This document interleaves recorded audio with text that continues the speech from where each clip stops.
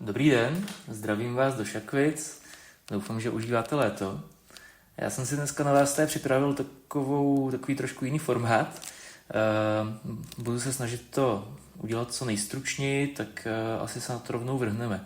To, co tady zrovna vidíte před sebou, tak to je půdorys, který jsem vám poslal i do e-mailu. A pokud jste si ho ještě neprohlédli, trošku se v něm nezorientovali, tak vás možná poprosím jako první krok nejdřív si otevřít tento soubor, trošku se zorientovat, přečíst si ty popisky a až budete mít trošku představu o tom návrhu, o těch změnách, zkrátka o celém tom řešení, tak si možná pusťte toto video dál. Takže pokud jste to ještě neudělali, teď video stopněte a pak můžeme pokračovat. Tak, já teda rovnou navážu. Čili první věc, kterou bych chtěl probrat, tak je to řešení toho zastínění od sousedů. Jo, na té poslední schůzce jsme se bavili o tom, že je potřeba tu spa zónu zkrátka opticky odclonit. Čili asi už jste si všimli, že jsem tady navrhnul takové dvě boční markízy, takzvané. Já k tomu možná jenom jako dám teďko krátký komentář. My jsme se tenkrát na schůzce bavili o tom řešení té borovice, která mi tenkrát přišla jako asi taková nejlepší. Nicméně potom, co jsme o tom přemýšleli, tak jsme se shodli na tom, že ta borovice nese jako více úskalí. Jednak bychom jí museli do zahrady dodat už dost vzrostlou, což by souviselo s dost vysokou cenou, aby zkrátka začala ten svůj účel plnit co nejdříve, ale další nevýhody tak by byly také to, že zkrátka by nezaclonila úplně perfektně ten řešený prostor, stále jako by tam bylo riziko toho, že na vás někde zkrátka bude vidět, což by teda neplnilo ten svůj účel, a zároveň by bylo těžké udržet ty rostliny, tak jak jsme je navrhli, v podrostu té borovice tak, aby zkrátka ten prostor byl hezký a jednotný. Zároveň by opadávaly jehlice do toho záhonu, bylo by obtížné ten záhon udržovat a tak podobně. Takže od borovice jsme upustili. Asi rovnou můžu zmínit, že navržený je listnatý strom s takovou jako vzdušnější korunou, který nebude natolik stínit tomu záhonu, aby i pod ním tak se udržely ty okrasné trávy a ideálně i ty česneky a další cibuloviny, které jsou tam navržené. Tak to je taková poznámka k tomu, čili já jsem pak dál přemýšlel nad tím, jak ten prostor zaclonit. Jde to převážně o tady tu zadní část, že jo, kde je ten sprchový kout, sauna a výřivka, nebo terasa s výřivkou. Čili začal jsem se přiklánět k nějakému neživému řešení a vlastně jako všechny varianty, které mě napadaly, tak měly tu nevýhodu v tom, že zkrátka vždycky šlo o nějakou pevnou konstrukci, i byť která by třeba mohla být posuvná, tak jak jsme se o tom tenkrát bavili, tak stále tam byla nějaká pevná část, která by ten prostor opticky rozbíjela. Já se teďko s dovolením přepnu do modelu.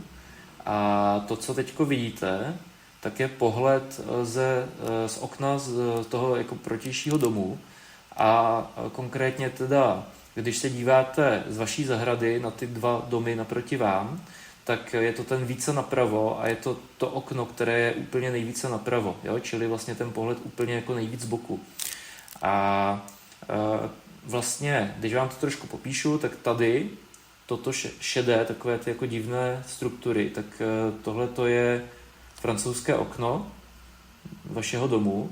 A já se teda omlouvám za to, že to je takto jako nahrubo vymodelované, ale snažil jsem se od pana Němečka, doufám, že nepletu jméno, od pana Němečka architekta, tak jsem se snažil získat 3D model. On mi ho i slíbil, je to v procesu, ale už je to zhruba 14 dní, já jsem mu několikrát volal a zhruba, nebo zkrátka teda, tak jsem model ještě od něj nedostal, takže zatím to mám takto nahrubo, samozřejmě do vizualizací ten model se bude hodit, ale tak to zatím stačí, už jsem zkrátka nechtěl dál čekat s touto konzultací. Čili jenom pro vysvětlení, teda tohle je okno, Na to navazuje sprchový kout, ten už asi jako vidíte docela hezky, to je zobrazený. Tady můžete vidět saunu prosklenou a za dřevěnou zástěnou tak se nachází ta dřevěná terasa, kde byste měli tu nafukovací výřivku, které se ještě pak vrátím k té zástěně a k těmto dalším detailům. Takže tak, jak to tady můžete vidět, tak zkrátka ten prostor je otevřený, nezastíněný, sousedé na vás můžou vidět. Tak, jak jsem o tom před chvilkou mluvil, pokud bychom zvolili nějakou například dřevěnou zástěnu, nějaký paravan, který by bylo možné nějakým způsobem jako stahovat, posouvat, tak by tam pořád byla pevná konstrukce zhora i ze spodu, která by vám ten prostor nějakým způsobem tříštila. Potom jsem narazil na takzvané boční markízy. Jedná se vlastně o takovou plachtu, kterou můžete z boku vysunout. Já jsem si tady připravil i vlastně webovky firmy Starlux, která je vyrábí. Na to se můžete pak sami podívat. Tady mají trošku jako teda zrovna nešťastně tohleto jako trošku cirkusové řešení s těmi pruhy, nicméně jako ta barevná škála, kterou nabízejí, je široká. A dokonce jsem se i ptal, jestli by bylo možné na to plátno něco natisknout a byla mi možnost sítotisku. Čili tam bychom si pak mohli třeba vyhrát i s nějakým zajímavým vzorem. Přičemž já bych teda preferoval, aby ta markýza byla ideálně hodně světlá, možná nějaká jako smetanová barva, něco takového třeba, tady už je to teda jiné řešení, ale jako ty barvy se dají zvolit podobné, nebo možná stejné. A asi bych možná i preferoval, aby ta zástěna byla trošku průsvitná, což taky lze. Čili vlastně v tom vašem konkrétním řešení, když to takhle zapnu, tak ty markýzy by byly dvě, tady se mi teda zobrazují hodně tmavé, nevím proč, se přiznám, ale zkrátka bylo by to spíš nějaká hodně jako světlonká barva a byly by vidět trochu vaše siluety, ale zkrátka jako to předpokládám, že by nebyl úplně zásadní problém. Zase nějaké jako světlosti a eleganci toho prostoru, tak by to pomohlo, když by to nebylo úplně jako natvrdo, prostě neprůhledné. Čili teď už jsem to teda rovnou zapnul, tak to je na vás vidět, tak to na vás není vidět. Tady akorát prosvítá trošku ten sprchový kout, tady už pak vlastně zatím máte dům, který je samozřejmě vyšší, ale je vidět pouze sprcha, hlava vám končí někde pod tou zástěnou, pod tou markýzou. Takže zkrátka takto by to bylo řešené. Já si dovolím ještě ten pohled zkusit přesunout tady do tohoto okna, abyste to viděli i z té vlastně úplně zase opačné strany. Tak teďka mi držte palce, aby to dopadlo rychle a dobře, ale jestli to video vidíte, tak to nejspíš dobře dopadlo. A nebo jsem to vzdal, to je druhá varianta. Ten pohyb v tom modelu je občas takový trošku nešťastný. Nicméně, povedlo se nám to. Tak a teďko teda si dovolím ještě ty markýzy jednou vypnout. Tak to jste odhalení, když to tak řeknu. Tady je hlavně vidět v tomto konkrétním pohledu na tu dřevěnou terasu. Strom nám trošku zaclání ten zbytek, ale samozřejmě jako strom opadá, ne vždycky bude takto velký, hlavně ty první roky, takže zkrátka strom ignorujme, takhle je na vás vidět. Když se markýzy zapnou, tak markýzy jsou zapnuté, tak už zase se nám většina toho prostoru zakryla. Je vidět část terasy, ovšem tam zkrátka jako budou vidět nohy, asi nebude ani moc vidět ta výřivka, která už bude spíš v té zadní polovině té terasy a samozřejmě bude mít taky nějakou výšku. To, proč je tady ten rozdíl výškový, tak je z toho důvodu, že maximální výška těch markýz může být 2,5 metru a bohužel, tak jak jsem vám ukazoval ten předchozí pohled, tak my se potřebujeme dostat do 3 metrů výšky, abyste zkrátka byli zastíněný i v tom sprchovém koutu, aby to zkrátka plnilo ten svůj účel. Čili já jsem to udělal tak, nebo zkrátka vymyšlené je to tak, že ta markýza začíná až v 50 cm můžeme se s tím trošku pohrát, jo, po centimetrech, může to být 40, 45, asi to ten účel pořád splní. Pracovně jsem zkrátka do těch 50 cm odstup od země a ty 3 metry té konečné výšky těch markýz. Jo, čili tady dochází k tomuto momentu. No a bylo by to konkrétně řešené tak, já si teď teda dovolím už přejít přímo do toho modelu dovnitř. Bylo by to konkrétně řešeno tak, že bychom vytvořili takové patky kovové, toto, jo. Čili tady vlastně by byl 50 cm vysoký takový jako sloupek, takový patník, dejme tomu, a já to zkusím ještě takto. Jo, a vlastně na tom, až tady je vidět ta hrana, na tom, až by vlastně byl postavený samotný ten sloupek té markízy. Takhle to možná vidět úplně nejlíp, takhle trošku z vrchu. Jo, na druhé straně vlastně to samé. To je zároveň trošku nevýhoda těch bočních markíz, ale pořád mi to přijde jako nejelegantnější řešení vůči tomu, že by to zkrátka byly nějaké jako pevné kovové konstrukce ze všech stran a nějaké jako posuvné, například dřevěné prvky. Jo, čili ta nevýhoda, o které mluvím, tak je to, že i když jsou markízy stažené, tak vám tady pořád zůstávají ty 2 sloupky po stranách, které jsou teda ty 3 metry vysoké, včetně toho patníku, a na druhé straně tyto jako drobnější patníky, na které uchycujete vlastně to plátno. Když to zase zapnu, tak vlastně na tom to je takhle jako uchycené. Jo, tady z této strany a z druhé strany to trochu prosvítá, tak to zase. Jo, máte tam takový jako hák, vlastně, na který to uchytíte. Tak a teďko proč je tady ještě ten třetí sloupek, nebo ten třetí patník, když to zase takhle jako vypnu, tak, protože samozřejmě, když ten prostor je takto otevřený, tak působí nejelegantněji, nejvzdušněji. Já bych toto jako úplně preferoval, aby to zkrátka zastíněné ideálně jako nebylo nikdy, ale zase naprosto chápu ten váš požadavek.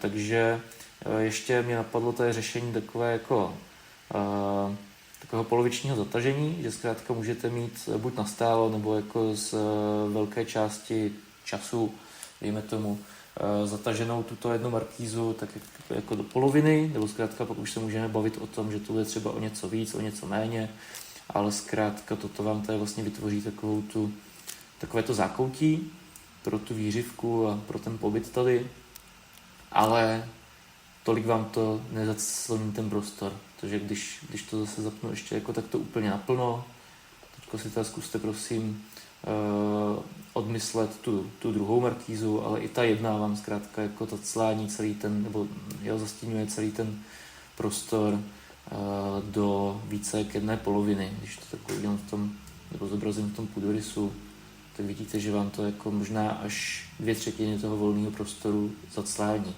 Jo, čili tady by se daly dát 2 ty sloupky a tímto byste ten prostor měli trošku otevřenější. Proč tady není nějaká pevná clona, tak jak jsme se o tom bavili na schůzce? No, protože když půjdu zpátky do toho půdorysu, tak tady vlastně jsem se snažil zachovat volný průchod, tu osu mít zkrátka jako volně prostupnou, když bude potřeba. Jo, i třeba v případě, že budete potřebovat mezi dřevníkem a šopou jezdit třeba s kolečkem nebo s nějakým rudlem, já nevím, převážet dřevo, převážet nějakou techniku, cokoliv, jo, nebo i třeba do altánu, tak aby zkrátka tady zůstal ten volný průchod, když bude potřeba. Z toho samého důvodu, tak by vlastně ta dřevěná terasa polubková byla ve stejné výšce jako ty dlaždice, což zároveň dělá i jako takový hezký, elegantní moment, takový architektonický detail, jo, že vám ty povrchy volně přechází do sebe. Myslím si, že je to moc elegantní a zároveň i praktické. Když se vrátím ještě k těm provozním záležitostem, tak jak už jsem zmínil, tady je teda jedna osa, jeden průchod, pak samozřejmě tady druhá cesta, která tady zahýbá, jo, čili vlastně jako mezi altánem a tím zadním prostorem, mezi tou, dejme tomu, spa zónou a francouzským oknem zároveň vstupem, nebo jedním ze vstupů do domu, tak je tady zkrátka jakoby ten druhý směr, druhá osa. Tady nám samozřejmě vzniká trošku takový ten moment toho, že musíte uhnout okolo toho skleníku. Ta jedna dlaždice má 40x80 cm, čili když to vynásobím 3, tak máte tady vlastně 1,20 m šířku mezi skleníkem a koncem té pěšiny. Jak si můžete všimnout, tak trošku se nám ta situace i změnila oproti tomu konceptu, což bylo z části daný markýzama a částečně z části daný i kvůli té poloze té studny, která už je opravená. Ještě jednou se omlouvám za tu chybnou polohu v tom konceptu. A tady vlastně vidíte teda, že se dá kolem studny projít, teď když se odmyslíme zataženou markýzu a když by byla odtažená nebo zkrátka srolovaná v tom sloupku, tak že se dá projít vlastně kolem té studny z obou stran. Tento průchod je takový je to zhruba 70 cm, 60-70, čili takový spíš že člověk tam projde. Není to úplně nepohodlné, ale pravděpodobně vždycky zvolíte spíš tuto cestu. Tak to je jen tak jako k tomu zkrátka. Tady zároveň si můžeme teda všimnout i toho prostoru pro ohniště, tady teda i s ohništěm v modelu ještě bez ohniště, ale zkrátka je tady na to ohniště myšleno. Zároveň tak, aby nám, nebo teda není to ohniště, ale grill samozřejmě, zároveň tak, aby nám jiskry nesahaly nebo nelítaly do stromu ani do té pergoly, tak je to zkrátka tak to jako vytažené. Tak, jak jsme se víceméně bavili už při schůzce, jak to máte napsané v tom shrnutí. Tak, já teď jsem tady otevřu poznámky. Trošku jsem začal v tom videu přeskakovat, tematicky se přiznám, ale ono to tak jako drží zatím pohromadě. Čili sloupky jsme vyřešili. Jako nevýhoda, tak jak jsem říkal, tak jsou tady tyhle jako 3 sloupky v prostoru a možná i ty vysoké, větší sloupy po okrajích. Tady teda jsem si říkal, že by možná bylo fajn na večer instalovat u každého toho malého sloupku nějaké menší osvětlení, slabší. Přiklánil bych se k nějakému jako teplejšímu tónu, nemusí to být úplně jako oranžová, červená nebo něco takového, ale zkrátka nějaká jako teplejší bílá, nějaké světlo do žluta, které vám zkrátka osvítí ty sloupky, že do nich nebudete v noci narážet, když byste potřebovali tady projít, jako potně. Nevím, jestli budete mít třeba nějaké světlo instalované třeba na domu nebo jinde v té zahradě, o tom se samozřejmě můžeme taky ještě pobavit, ale zkrátka toto mi přišlo jako takové praktické to mít trošku nasvícené. A on zároveň, když ty markýzy budou zatažené, tak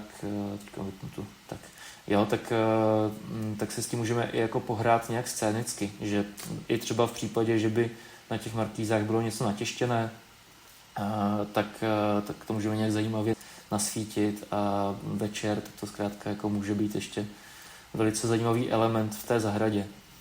Jinak ten tisk, když se k tomu jen tak jako v rychlosti vrátím, tak samozřejmě jako tím nebylo myšlené něco jako tvrdého. Ono jako tohleto, tady se pohybujeme jako na tenké hranici kýče, ale pokud bychom šli do nějakého jako zajímavého repetitivního vzoru, například třeba zopakovat tvarosloví těch okrasných trav nebo nějakých rostlin v té zahradě a jako tak nějaké jenom symbolicky naznačit třeba na tom plátně, tak by to mohlo být naopak velice zajímavé a asi by bylo dobré, aby vlastně ten vzor by byl i jenom tečkovaný, aby zkrátka měl zase takový ten jako poloprůhledný charakter, aby to zkrátka nebylo tak tvrdé a nepůsobilo to zkrátka kýčovitě a moc tak jako brutálně. To jsem se tam zase vrátil k markýzám. Když se posuneme dále, já teď ty markýzy teda zase zatáhnu, tak další prvek, který jsem chtěl jenom tak v rychlosti probrat, tak je ta šopa, ten zahradní domek. Tak jak vidíte, tak tady teda v modelu tak ho máme obložený dřevem a zároveň má ještě i zelenou střechu. Vím, že jsme se bavili na schůzce o tom, že pravděpodobně zvolíte nějakou prefabrikovanou variantu. I tak bych se velice přikláněl k tomu, aby tam zkrátka byl ten dřevěný obklad. I z toho důvodu, že vlastně ta stavba bude jako skoro ze všech částí, minimálně té zadní části zahrady, dost viditelná a pokud se nebude hodit k tomu okolnímu prostředí, tak vám to zkrátka bude velice narušovat. Takže k tomu dřevěnému obkladu bych se velice přikláněl. Zároveň tady si můžete všimnout vlastně, že jsme ten obklad tak jako vytáhli i do této zástěny a zároveň vlastně ten úplně samý obklad tak je i u toho sprchového koutu. Možná, když se k tomu obkladu trošku přiblížím, nebo zkrátka, když to ještě trošku vám jako ukážu blíže, tak vlastně můžete vidět, že ten dřevěný obklad je takový jako plastický, respektive jsou tam dvě velikosti těch dřevěných hranolů a vlastně to má ten účel, že já jsem se snažil napodobit u toho obkladu tu dřevěnou konstrukci, kterou máte navrženou od architektů nad dřevěnou terasou tady v tomto prostoru, čili vlastně ty velikosti těch větších hranolů a zároveň i ty rozestupy od sebe, tak jsou shodné s tou konstrukcí, kterou máte dále v zahradě. Čili vlastně opakuje se nám tady stejné tvarosloví, ideálně pokud by to bylo i stejné dřevo a vlastně všude se opakuje ten samý vzor, takže je to tak jako hezky sjednocené. I co se týče altánu, tak tam teda jsem si dovolil ty rozestupy udělat větší, ať to zkrátka je celé takové jako vzdušnější, ale zase vlastně tento rozměr toho hranolu tak je shodný. Takže by to celé vlastně působilo jednotně. A už jsem to teda asi i zmiňoval někdy dříve, ale všechny ty dřevěné prvky tak by bylo ideální mít ve stejné barevnosti, ideálně ze stejného dřeva, ať je to zkrátka hezky všechno jednotné. Tady to možná není tak patrné, ale vlastně i ty palubky té dřevěné terasy a toho dřevěného obkladu studny, ideálně i teda lavička, tak by bylo fajn mít zkrátka všechno ve stejném barevném odstínu, stejný dřevěný vzor, ať to hezky působí jednotně. Když se teď teda jen vrátím v rychlosti k té zelené střeše, tak tam už jako tato varianta by byla reálná jenom v případě, že by to byla stavba na míru, kde by se muselo s tou zelenou střechou dopředu počítat, co se týče nějaké statiky. Pokud byste do této varianty šli, jako té stavby na míru, tak pokud byste chtěli, není to jako samozřejmě nutné, ale pokud byste měli zájem, tak bych vám mohl sehnat i projektanta, který by vám to vyprojektoval. Já se toho mohu už jako do nějaké míry dotknout i v tom projektu té celé části té zahrady, ale zkrátka vzhledem k mé profesi, tak je potřeba, aby vám to i kvůli stavebnímu povolení těchto staveb udělal do detailu ještě nějaký stavební inženýr. I kvůli tomu stavebnímu povolení, razítku a tak dále. Ale jako tím, že už se toho nějak dotknu v tom projektu tak nebude potřeba to dělat v plném rozsahu a i ta cena vlastně za tu práci toho dalšího člověka by tomu tím pádem odpovídala. Ale to je čistě na vás, to je jenom jako tak k tomu. Jinak důvod, proč jsem tady šel do té zelené střechy, tak je čistě vizuální, hlavně z toho důvodu, když se budete dívat z oken horních z domů, tak aby zkrátka ta stavba tak jako hezky zapadla do toho prostředí. Tady máme, že takový ten bujný záhon, trošku jako tropicky možná působící, nebo zkrátka já si tam představuji nějaké ty kapradiny, velké lupeny, takový jako svěží záhon, který vytvoří takovou tu jako atmosféru té oázy u toho sprchového koutu. No a to je vlastně ta zelená střecha by se nám k tomu velice hodila. Oproti tomu, když by tady byla například plechová pultová střecha, jak si můžete všimnout, tak ta střecha má trošku sklon, což by šlo i u té zelené. Samozřejmě u té zelené, čím ten sklon je menší, tím je to snazší celé. Takže pokud by tam byla nějaká plechová střecha, tak zase jako bude to působit tak tvrdě. Sice samozřejmě ta barva by se dala sladit zase s dalšími prvky, ale i tak by to působilo tvrdě a samozřejmě ta střecha by se taky přepalovala v létě a to prostředí zkrátka tak by nebylo tak příjemné jako v případě té zelené střechy, která vám sníží teplotu vlastně celého toho okolního prostředí a zároveň slouží i jako dobrá izolace pro tu stavbu samotnou. Tak to jen tak jako krátce k shopě. Chtěl jsem se vyjádřit vlastně i tady k té zástěně dřevěné, která nám tady tak jako přibyla. Já jsem šel teda do té samé výšky jako ten dřevěný obklad u té shopy. Hrál jsem si i teda s výškou, že by byla stejná jako ten sloupek té markízy, který nám to teď tak jako trošku nešikovně převyšuje. Ale za mě teda, pokud to bylo takto jako vysoké, tak to působilo tak zvláštně. Jo, pak už bych se teda spíš přikláněl k tomu, aby i ta šopa byla vyšší, aby to celé teda mělo 3 metry a pak by to jako zase esteticky dávalo smysl, ale pokud by jen ta zástěna měla být vyšší než ta šopa, tak za mě by to působilo dost tvrdě, zvláštně. Jo, nebylo to zkrátka dobré, ten výsledek. Za mě takto, tak si myslím, že by to jako mohlo stačit. Já teda jsem tady nezobrazil ty dřevíčka, když to tak nazvu, v tom plotě souseda. Já schválně jsem to nechal odhalené, ale věřím tomu, že zkrátka jako i když on to zasloněné mít nebude, tak by toto mělo dostačovat k tomu všemu odslonění.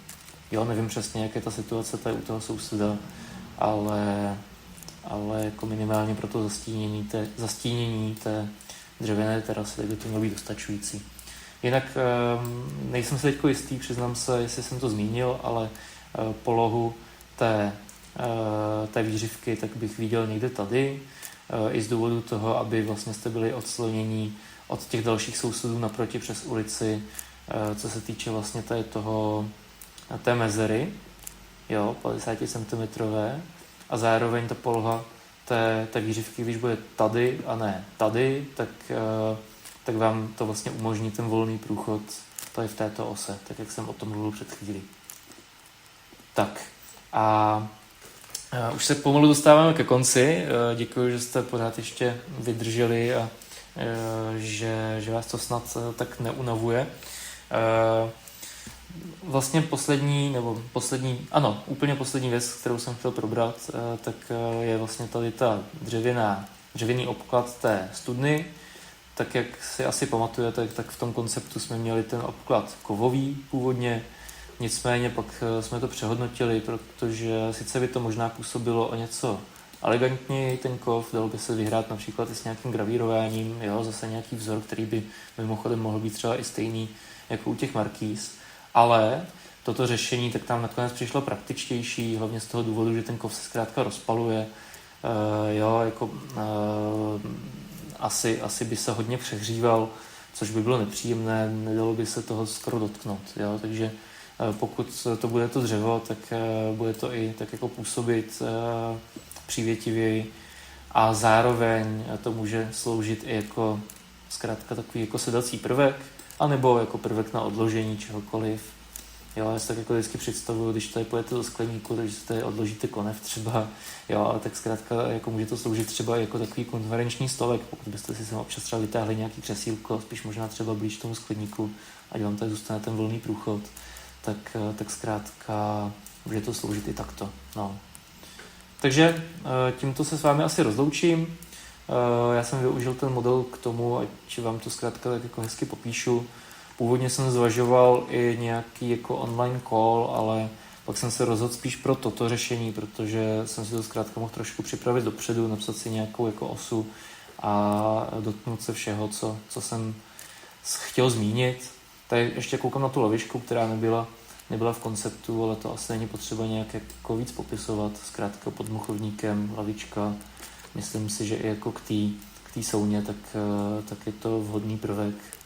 Takže zkrátka tak. No a jinak teda důvod, proč tady nejsou rostliny v záhonech, tak je čistě to, že by mi to velice zpomalovalo ten model. Já pak ty rostliny samozřejmě dodám do vizualizací až jako postprodukčně, pravděpodobně ve Photoshopu, jo, ale takto jsme se aspoň v tom mohli alespoň tak jako víceméně plynule pohybovat. Naopak kvůli tomu ten model samozřejmě působí tak jako prázdně, možná trošku jako tvrdě, ale v tom půdorysu můžete vidět, že když je tam všude ta vegetace, tak to působí příjemně. Jo, je to taková hezká jako oáza v té zadní části toho domu. Tak jo, mějte se krásně a budu se těšit na zpětnou vazbu k této takové jako jednostranné konzultaci. No a samozřejmě i na další průběh. Já věřím, že už jsme se dostali zase o něco dále a budu se těšit na vypracování vizualizací a dodání hotové studie. Samozřejmě pokud byste měli nějaké výtky k čemukoliv, tak mi dejte vědět, já to upravím v modelu i v půdorysu a vizualizace už vyhotovím v té finální verzi toho modelu. Tak jo, mějte se krásně a přeju vám hezký zbytek dne.